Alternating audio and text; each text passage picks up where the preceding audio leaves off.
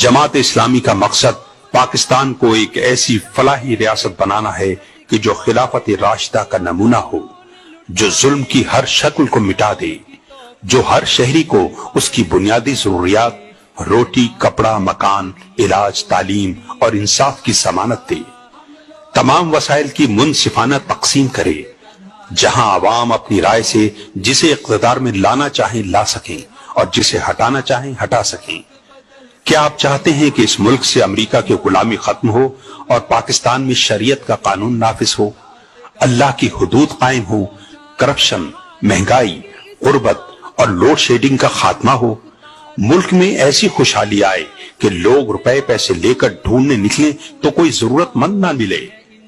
यहां ऐसा अमन व अमान कायम हो कि एक औरत सोना उछालती हुई तन तनहा खैबर से कराची तक आ जाए और उसे कहीं लुटने का खौफ ना हो।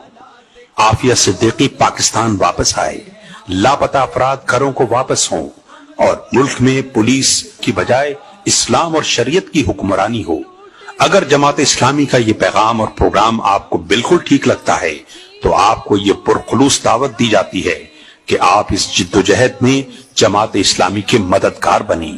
और जमात इस्लामी में बाकायदा शामिल हो जाएं। जमात इस्लामी चंद मखसूस लोगों का ग्रोह नहीं बल्कि ये अवाम की जमात है, वो अवाम जो जुल्म और नाइंसाफी पर कुड़ते हैं और उसे खत्म करना चाहते हैं,